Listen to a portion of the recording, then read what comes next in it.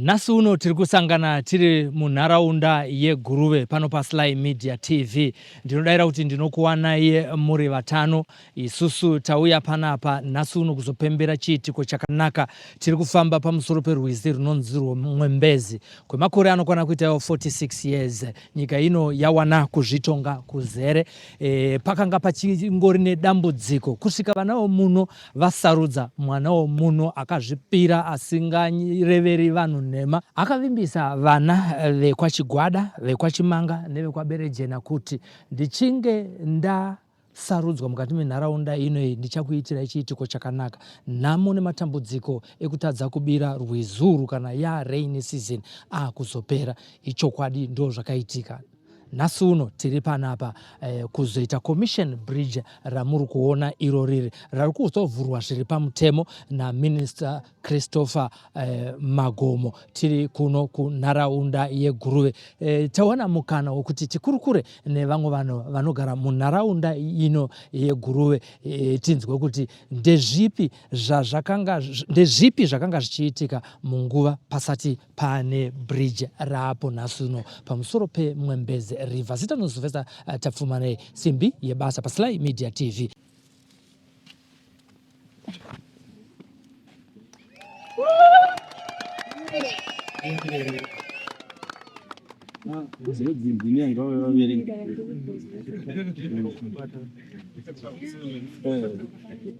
Mwembezi Causeway was officially commissioned by the Minister of State for Provincial Affairs and Devolution, Mashonaland Central Province, Honorable Christopher Magomo, MP, on the 9th of April 2026.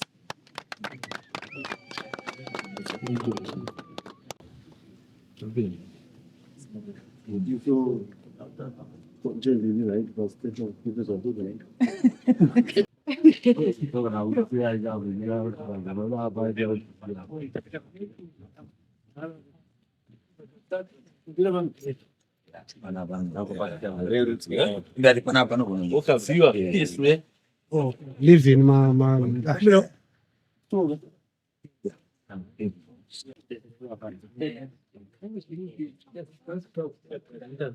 so akutobate papa Ndo zvazvitotaura fungai. Aiwa pavanenge vakudzeka kuti vangapfuure pamatombo apo apfuure. Vanenge vatipfuura.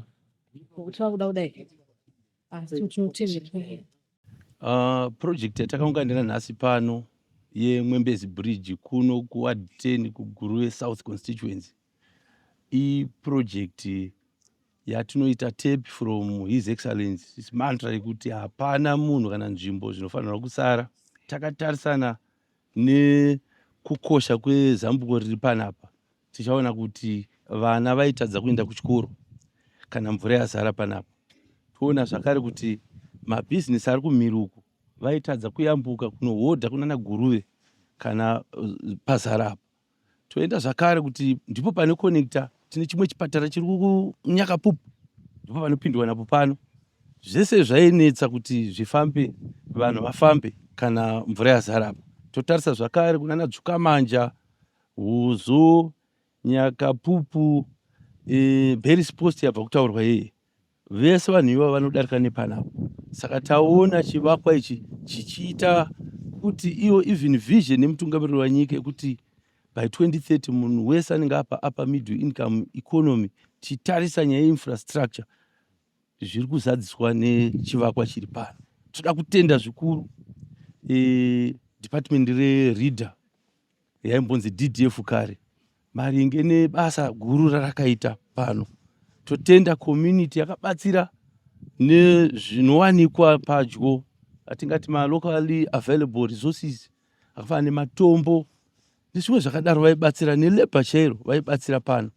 Vamwe vaiuya vachipa vanhu vaishanda pano chikafu nezvimwe zvakadaro kuti bridge riite zvakanaka. Ini ndakakwanisa kuti ndione kuti pane bridge. Handiti ndo inonzi devolution, kukwanisa kuidentify kuti tiri kuda chii kuti chiende apa chibatsira vanhu venzvimbo iyoyo. Ndo zvatakaita izvozvo. Takakwanisa kutanga kusosa masimenti. Todaira kuti pane mumwe murume anonzi Mandaza akatipa 2 magonyeti emasimenti. Tangotanga kumudza kuti hona apa pane dacho chinhu chakadai chivakwa chakadai chakanaka. akatibatsira. Takabatsirana chikafu nezvimwe zvakadaro kuti chivakwa ichi chinge chiripo. Toda kutenda zvikuru His Excellency the President of the Republic of Zimbabwe neeffort yavo yavanotipa. Isusu tinopiwa simba manyukunyuku naivo. Toenda madepartments avo akafanana naReader vanopiwa simba naivo nokuti tichifamba muono wavo kuti hapana nzvimbo kana munhu vanofanira kusara. Honorable, tokunzwa futi kuti pane makore ma-legislators akambouyawo before imi achipromisa kuvaka bridge achikundikana, mukaattributa izvi kuchii kuti ndimi mazokwanisa kuzviita nguva yamuri legislator? Chinobata chiitiko chiri pano ndechekuti vanhu venzvimbo ino vanga vanzwa nekunyepirwa zvakanyanya. Kubva 1980 vachingonzi chavaka bridge paBergena, chavaka bridge paBergena, vanhu vachiuya vachienda. Indokuzvoona ndiri mumwe wevamwe vaida kuyeredzwa pabridge iri. Zvinonyatsondibata. Saka takati regai titangire ipapa. Ndosaka takazoya kuti tivaka. Matambudziko amakaonawo pabridge yakunzi kwekuyeredzwa anga ari api? Nhasi uno maminista, asi semunhu akakurirawo munharaunda ino, zvimwe zvamunorangarira zvakakuitai kuti muzvikupushei kuti muti apa pane dambudziko riri mucommunity ndezvipi? Tinoyoka ndachitombotara nemumwe shamwari yangu yandakadzidza nayo pamagwenyi apa. Taibva tese pamusha patsvuka manje apa. Tichida kuyambuka apa.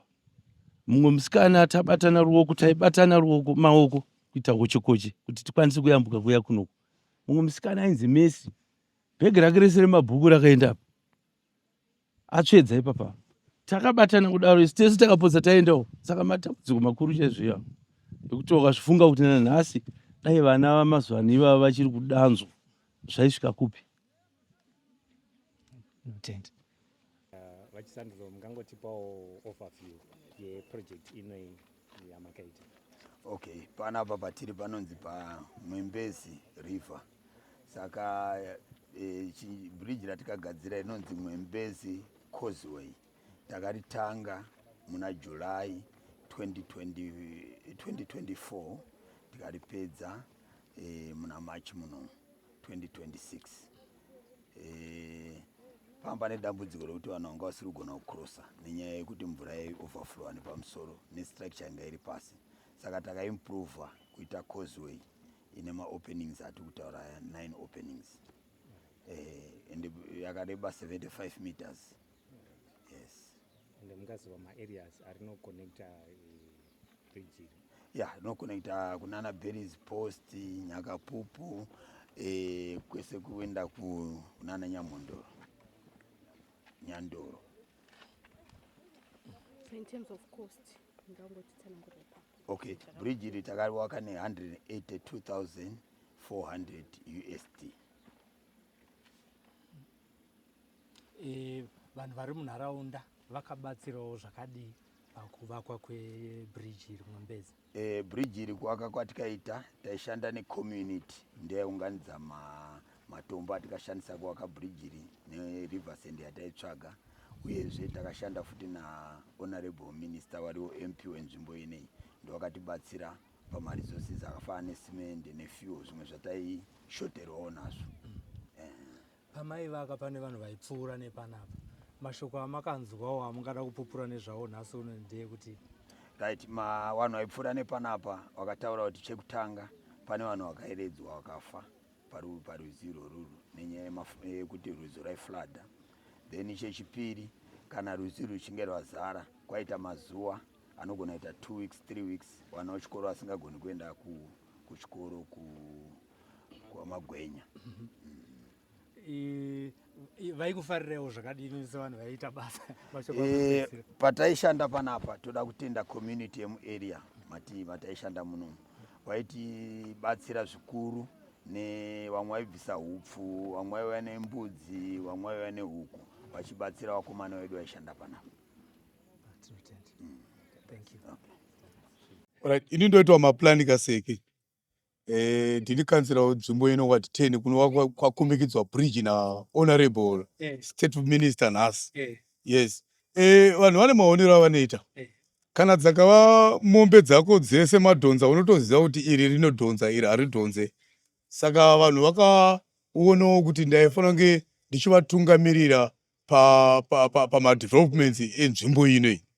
Vakaona kuti dzimwe nguva ndini ndakakodzera kuvatungamirira.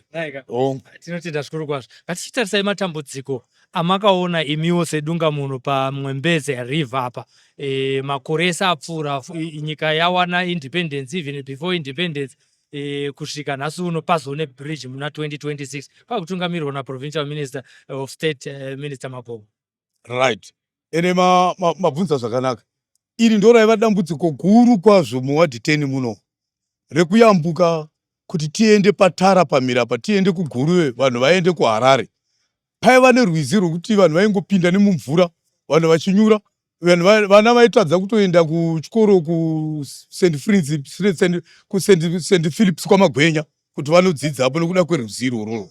But pakazouya vaMagomo, vanoona honorable MP wenzvimbo ino, Minister of State waMashona Central, takaona kurerukirwa kukuru kwazvo. Vose vaMagomo vakabva vauya nepfungwa yekuti zvakadii kanzira takaigadzira bridge. Takati no, zvakanaka, takanongedzerana kuti bridge raifanira kunge richigadzirwa. VaMagomo havana kutora nguva, bridge rakabva ratanga kugadzirwa. Of course kune vamwe vanenge vachifunga kuti hazvibudirire, nekuti kana waisa pfungwa yako vanofunga kuti haibudirire. Asi ndinofara kuti takazova pamwe chete, takafamba pamwe chete, bridge rakagadzirwa kuburikidza na Honorable Magomo. Ndinovatenda zvikuru. Dambudziko ramakamboonawo imimi hamusati manditaurira pabridge ipapa risati rapo. Pakaenda vanhu nemvura apa. Ivo Honorable vachiri kudzidza pa-A level paSt Philips apa, vakapotsa vaendawo futi nemvura. Pakaenda vanhu nemvura, zvikochokari zvaenda nemvura. Taiti hurumende kana yada kuunza zvinhu zvepfumvudza muwadhi, ranga ritori dambudziko guru, kozi taitodzoka totenderana kunedzi kwaMudhindo uko, apo vanhu vakamirira zvinhu zvauya makuseni zvopedza zvasvika kumasikati zvozogoyewa kwadoka wausiku, zvisikazogoyeke zvakanaka nekuda kwedambudziko rekuyambukira nariro. Matambudziko anga aripo akawanda. Saka nhasi muzere nemufaro. Nhasi ndizere nemufaro mukuru chaizvo nokukumikidzwa kwaitwa bridge. Kune vemunharaunda vakabatsirawo kuti unzi kansela, munzi MP uye naminister, kune vanhu vanenge vachikusapotai vari kugrassroots pasi apa, munotiwo kudii kune vanhu ivavo vakaisawo ruoko rwavo pabasa iro? Ndinovatenda zvikuru, especially community yakabatsiridza chaizvo.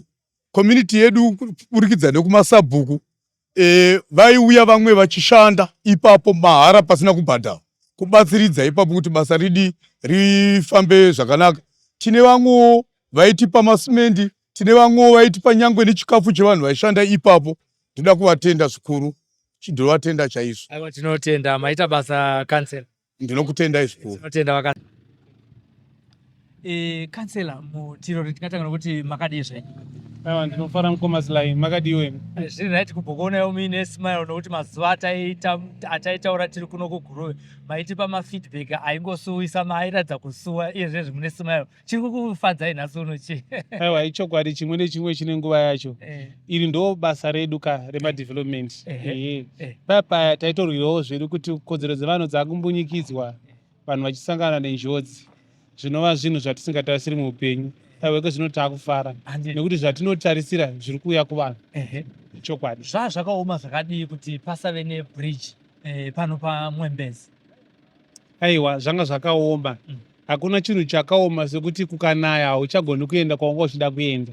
Tine kliniki iri kuseri inoshandiswa nevanhu vese vaiyambuka Nyakapupu clinic. Vanhu vanobva pana Magwenya, vanobva muruwa rwandakafuratira, vanoraramiswa nechipatara cheNyakapupu. Saka iko zvino dambudziko rakagadzirisika. Even kana ambulance chaiyo munhu akanzi ari paNyakapupu clinic anofanira kutakurwa kuti aende kuhospital. Panga pasina means nekuda kwerukova. Kana rangova zhizha, ruchi runoita serudiki asi rwakanga ruchivharira vanhu ruchivatadzisa kuita mabasa avo. But iko zvino problem solved. Naika. Imi tinoziva kuti muri muhutungamiri. Ndimi vamwe vacho vari mukomiti yakasarudzwa kunharaunda ino yeGuruve kusanganisira nana Minister Magomo nemana kansela. Muri kutiwo kudii kuvanhu venyu takanangana neinfrastructure development munharaunda ino yeGuruve?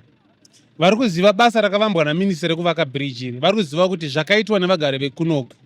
Tine vana vakazvipira kushanda basa rekuvaka iri, vachishanda vakatsigirwa neridha yataiti DDF kare iyi, nevana vedu vafana vechidiki. Isu tichibatsirawo nesapoti paidawo chikafu chekuti vafana vadye, yanga iri voluntary, but zvinhu zvakataridza kuti zvinogoneka nekuti vanhu vakazvipira kuita basa rikabuda sezvizvizvi. Inangu ndiri kunzwa kufara nechinhu chakaitwa naHonorable Minister Magomo, munhu ari kutungamira neungwaru, vari kutigonera. Tinotenda. Ichokwadi. Kuchengetedza infrastructure inenge yavakwa nekushingirira saizvo 46 years after independence pasina bridge paMwembezi, asi razouya nekuburikidza naMinista Magomo. Muri kuti kudii kunharaunda yemuno panyaya yekuchengetedza zvinhu zvakafanana nezvivakwa zvakaita saizvo? Tine dambudziko revanhu vasingakoshesi basa raitwa nevamwe vanhu, vanogona kutoparadza chinhu chakanaka seichochichi. Saka mukuchengetedza infrastructure yedu ngatinzwisisei kuti development yauya yakanakira isusu, zvinhu zvedu. Isusu tinofanira kuziva kuti chinhu ndechedu, ngatichibatei zvakanaka. Tinotenda Kansela Mutirori. Tonzwa kufara zvikuru nekuti taitoshupika kuyambuka ipapapa, saka zvapave zvezvanani pakuwanikawo kuyambukika kana mota chaidzo dzaitambudzika pekupfuura napo. Mvura kana iri rainy season zvakanyanya kuoma zvakadii muchitsanangura imi vanogara munharaunda ineyi? Zvakanyanya kuoma pekuti mvura ikanaya zvakanyanya, papa singayambukiki kana mota chaidzo dzaitotambudzika kuenda nako, vaitongovavarira kuti idarike, wozodarikawo kana yaita sei yadzikira. Makakurira munharaunda ineyi? Ina handina hangu kukurira kunoku. Maane makore mangana muchigara muarea muno? Ndane 4 years. Maane 4 years. Alright. Vanotaura dzimwe nhoroondo dzekuti kudii dzamakangonzwawo nezvekuyeredzwa kana kwezvinhu kana kunetsekana kwekupinda ipapapa. Ndedzipi dzimwe nyaya dzinotaurwa nezvepane bridge yezvine zvaka? Vanhu vaiyeredzerwa kana kuti mombe kana mbudzi ipapapa. Kana ivo vanhu chaivo vana vechikoro vaitotambudzika pekupfuura napo. Samunoti kudii kune utungamiriri hwakuisirai bridge uno nasono? Tinotovatenda zvikuru. Tototi dai maramba makadai. Ona iwe vachingotonga kana kutaisa vachitongotonga kana kutaisa nemabhazi zvakuita manje. Ndaika. Saka zvati transport vamwe mabhazi operators airamba kuuya route ine pamusana pekuti kusina bridge. Paitonetsa. Naika. Aiwa tinotenda. Ndima yani vanogara mumasabhuku ano? Ndima yekuzvindo vana vanogara mubhuku rakasiga. Nandika. Aiwa tinotenda zvikuru maita basa. Aiwa tinochitendawo. Tinotenda. Thank you. Nhasi Vamutero tiri pano paMwembezi bridge, rakambotanga rungori rwizi chete. Tiri kuona pane chivakwa. Mune nhoroondo here yamunonzwisisa marenge nekufamba kwaita basa iri kubva pakutanga pasati paane chinhu? Paive nenhamo yakadii? Inini Henry Mutero ndane 5 years ndichigara munomu. For those 5 years tanga tine dambudziko rakaoma kuti tichida kucrossa kuenda uku kana any other side of the river. Taurai mutiti muri kubva kupi nekuti vanhu vanofunga kuti mazuva kwaane AI vanhu vanofunga kuti tiri kustage. Okay. Toti ndiri kubva kuNyakapupu kwandinogara. Tichiswaya tichida kuyambuka rwizi kuenda muGuruve. Tinowana rwizi rwakazara.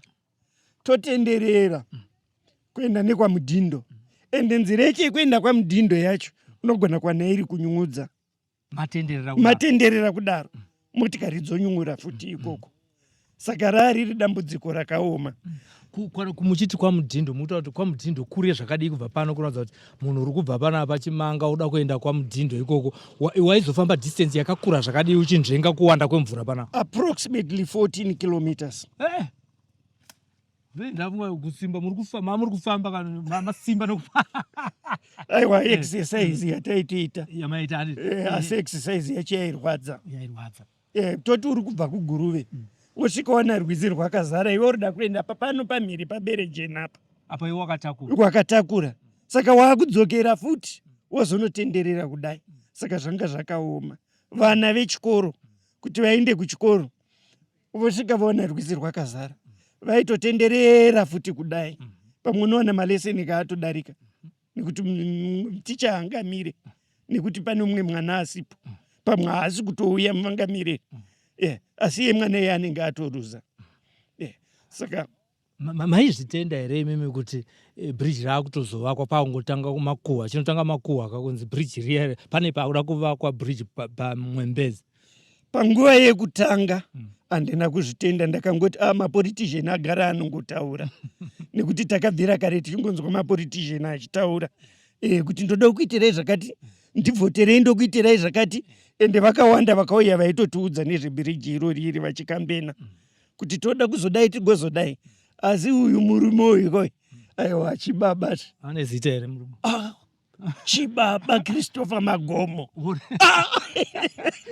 Apa pamasekerera. Aiwa chaizvo, ndinovabiga. Vanokudakadzai? Aiwa ndinovabiga zvakanyanyisa. Hatiti? Aiwa ndibaba. Zvazvadai manje nharaunda iri kunzwa sei? Hatigoni kuzotaura nevanhu vese panapa, asi nharaunda iri kunzwa sei? Uye makuhwa ari kufamba nekutaurika munharaunda umu nekuda kwebridge iri vari kuti kudi? Vanhu vese vari kunzwa manyuku-nyuku. Uri kungonzwa vachitaura kuti uyu ndiye anonzi murume uyu. Atora shoko rake into practice. Kwete vamwe zvinongoperera mukanwa semate. Asi ava aiwa. Muri nyanduri here? Aiwa. Taure nyandura ikane zvebridge. Chinyandura yezvebridge. Aiwa, handisi nyandura hangu, asi ndinopa kutenda. Saka kana mwana wemumwe munhu agona ngaapembedzwe. Pane kuti tozoda kutaura vafa parufu rwavo. Aiwa, ngatitaurei nhasi. Vari vapenyu varipo, vazvinzwe, vazvizive kuti vari kugona basa ravo. Mwari varambe vachingovatungamirira, varambe vaine mweya iwoyo wekubatsira nzvimbo yavari kutungamirira. Vari mwana womuno? Yes, chiri chizvarwa chemuno. Aiwa, chizvarwa chemuno, tinogara takaonana navo chaizvo. Munhu wekuti havasi mapolitician aya anoti vanongouya kana vaine zvavari kuda, asi munhu anouya anosvikika pese, anoti anosvikawo kana panei anosvika. Dzimwe nhamo vachitoatendawo varipo, asi vamwe kungovavhotera hatichavaziva, tozovaona futi panext vote, next election. Next election. Takatarisana nenyaya yeinfrastructure development tiri kuno kuGuruve. Ndezvipi zvimwe zvinhu zviri kuitika kuno kunze kwezviri panapa zvatisingazokwanisa kuona isusu nemaziso sevatori venhau, uye tiri vauyi asi taufambirawo chinhu chakanaka? Isu tinovaona vachiunza development dzakawanda chaizvo. Kana kune zvibhorani zvazara muno zvatekeshera, mvura yamumavhileji meso nemapaipi water ichitosvitswa mudzimba. Kutovhura mvura patepi? Izvozvi mukaenda paNyakapupu apa pandinogara apa iripo inotovhurwa patepi. Niwandani? Rero mukukambana question size. Mr. Question Size, lero tenze pa commission ya bridge yamene vanzochita va honorable lero. So mfuna kukamba chani muchinyanja? Honorable amena sandufuna kukamba ine nare honorable. Ndikufuna kukamba kuti ndivapasa kwambiri kuti mzungu apeze zopitika mukukamba kwa iwo, mukubamba kwa iwo, fake pati papezuru. Okay. So mukamba kuti mulungu avadarise avapase mayezi yambiri kwambiri. Kana nandani kana ndindani ari kuita chani? Kana wonse ufuna kuchita chani? Kufuna kana kuchita zamaboza na iwo. Amena ndamuna. Okay, tikamba pa nkani futi ya Constitution Amendment Bill number 3 amene president vatu vamene vakamboti 2030 tivapase ko maezi enangu yaviri yakuti vatirulinge vatisogolere na chalo. Mukamba chani imwe mmayiona bwanji Constitution Amendment iji? Constitution imene ija iyi ndi yabwino noti amene aja zana bamba ndizotarika. Nzotarika. Amen. And kusogora umeneko ndokwati kufuna tapite. Ndiko amene funa mwapite. Noti pompano tiri zinangotso zatiri kufunanso. Mufuna chani? Tikufuna kuti magesi amenaya aturuke kuchoka pamene apa pa main line akubwera muchiti muzitoro zakaena. Vakalibo yamba kusta connect magesi. Magesi basi. But ariko? Arikonkuno. Anabwera liti magesi? Magesi aya ari ni 3 months afakiwa pati pompano. But alibe ufika muti muzitoro. Saka muzitoro mmenemu ndo matufuna magesi. Madrinki chani, mayogati chani za vana vija. Ai. Zikufuna kuchita chani kuzizira.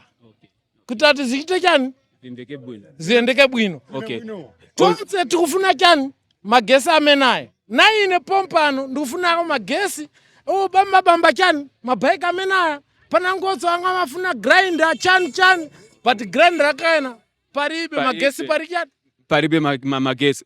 So namvera kuti mukamba kuti magesi aya Minister Honorable Magomo vanakuikirani magesi pangala 3 months. Yes. Munari na eve kuchoka kudara oro abwera apa. Abwera pamena apa pa 3 months dzandiri kukamba kuchoka 3 months kufika pompano. Kuchokera mu administration ya president ED. Yes. Awe zikomo kwambiri. Ai. Yes. Chabwino mdala. Chabwino mdala wangu. Tiri pa berezi jenanasi so ndaona Honorable nasi kuno vachikomishena bridge. Mungati udzo here kuti chi chamaitadza kumboita bridge risati right kuti maimbofamba sei apa?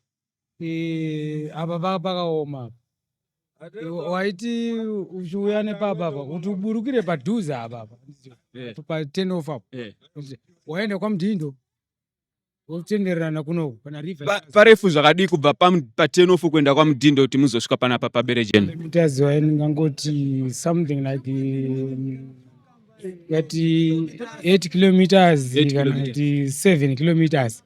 Sawazo tanga ufamba futhi something like 10 kilometers wakutenderera futhi uchidzoka panapa kuti uye panapa. Endi vanhu vanonga vachipirwa ivo paye vakaburutswa paye because mota dzaishaya pekupinda napo. Saka izvo zvanani manje. So mukuti chi kuna Honorable Minister Magomo vakuunzira bridge nhasi rakanaka rakasimba akusisina munhu anoyeredzwa nemvura, akusisina munhu achatadza kuenda kuchikoro kana kusvika kumba nenguva. Muda kuti chimashoka muda kutaura kuna Honorable Minister nhasi? Kuna Honorable ndinotenda nezvavakaita nevavakashanda navo vachibatsirana munhu wese aibatsirawo pane vamwe vasingazivi vaibatsirawo ivo vachibatsira. Saka isi tinotenda kuti ivo pavapindawo pachikamu chavo pavapindawo pabasa ravo iri anitika izvo zvareruka mai kana nemiwo maonawo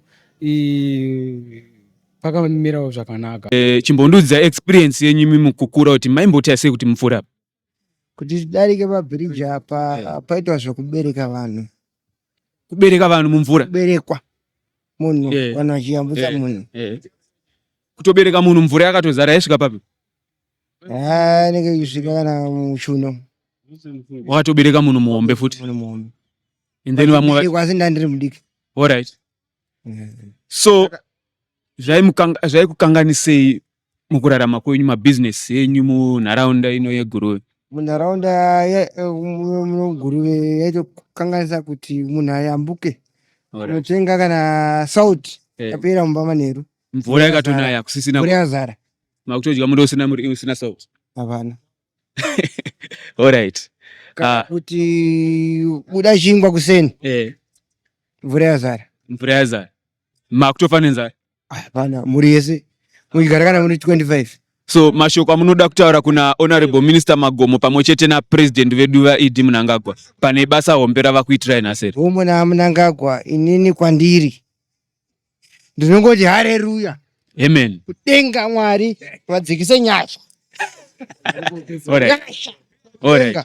All right. Ndatenda. Kurwadza wanza ndina baba wangu akafira mvura. Muna baba chi chakaitika? Zvinoendi paku baba muri kutaura baba wenyu vakafa vaeredzwa nemvura? Nemvura pabridge irori risati ravakwa. Chi chakanyatsoitika kuti vaeredzwe nemvura? mvura yange yakawanda zvakaita sei? vaibvo zvavo kuno kumashopu vakabata gurosera vakamwira vakatadza kuda kuyambuka ndipo vakarohwa nemvura vaeredzwa vakazonokanhoo kunze vakazowanikwa after vatushaya exactly gurosera raenda. Ndinorombo nezvakaitika asi tinoti kuna Minister Magomo zvavakuitirai nhasi akusisina nhasi baba ndinotenda nanhasi ndinotenda kana Mnangagwa ndinotenda baba. ndo mashoko ari kubva kune vana vemuguruve hanzi tinotenda. Zikomo kwambiri kuna Honorable Magomo pamwe chete na mutungamiriri wedu wenyika vaPresident Emmerson Mnangagwa. Panapa ndine vanhu vandiri kutaura navo vari munharaunda yeguruve paberejena panapa panga pachikomishenwa bridge na Honorable Minister Magomo. Baba makadi tiripo makadiyo baba ndikutaurawo nani na Black Shondo. Alright, va Black Shondo ndoda kuti mundiudzewo kuti zvaitika nhasi muda kuti chii kuna Honorable Minister Magomo nezvavaita nevanhu vaivabatsira kuti project yebridge ibudirire muzuva ranhasi. Ndinotenda vaMagomo nokuti since kubva ndaberekwa 1972 kusvika pari zvino ndasati ndamboona chiitiko chakaitika ichi chokuti tikaona bridge paMwembezi vanhu vazhinji vakapera apa.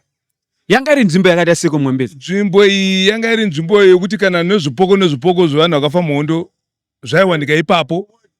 Nzvimbo iyo vazhinji vakaparara kubva 1980 vazhinji vakaparara nokuti ranga iri bridge repasi. Pari zvino takuona takufambira pamusoro sandevatenda Magomo ipapo. Alright. So mukuti bridge yanga iri nzvimbo yainge iri pasi. Meaning kuti panga pasitorina road iri proper road yangoti vanhu mvura ikanaya vanhu mabusiness enyu ese akutomira. Kuno taitomira mabhizimusi because transport inofambirana nemabridge nenzira dzakanaka. Saka panguva iyoyo hatingasina zvinhu zvakadaro. Saka ndikutenda Magomo kuti aiwa ngavarambe varipo pachigaro ichocho chivavhotera. Alright. Ko panguva yekurima maizowana semafertilizer nezvimwe zvaiunzwa nemusangano kana bridge rakazara? Chaitenda kwamutindo kutonzvenga nerodhi kwamudzingo kwadzvuka manje atotonzi zvakuya apo zvinhu zvakashota futi. Zvatenderera. Adai zvaiuya through road yedu taingozviona zvakanaka zvose. Alright. Pane imwe nyaya yandoda kukubvunzai. Kana pamunonzonzi cable 3 kana kuti Constitution Amendment Bill number 3 mukuiunderstandere kuti iri kuti chii? Ini ndiri kutoti ngavarambe varipo 2030 ngavawedze 2040 nokuti zvangu zvekundifambira zvangu zviri kuita zvenyu zviri kuno mwasi zviri kuitwa ini zvangu sebusinessman zvangu zviri bo kuburikidza nemusangano weZANU-PF. Kuburikidza nemusangano weZANU-PF. Saka ndiri kutonakirwa nazvo. Alright. Aruradzikana asi zvangu zviri nani because ndiri kutowana zvandikuwanawo varipo. Mashoko enyu ekupedzisira kuna Honorable Minister Magomo netimu yawo yavari kushanda nayo. Ndiri kuti kwamuri vaMagomo netimu irambai makadaro ndicharamba ndichisavhoti pamuri kusvika 2030 to amen ameno. Hanzi 2030 to amen. Ndo zvavataura mundara vedu vari panapa.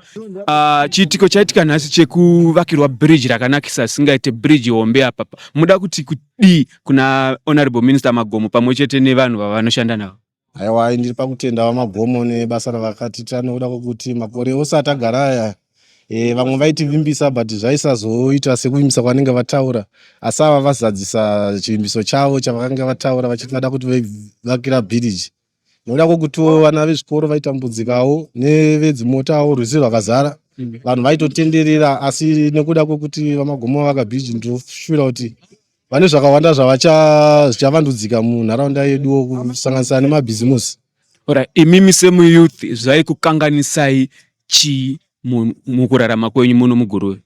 Inini semuyouth ndinoda kutanga kubva kumararamiro kubva kuchikoro chaiko.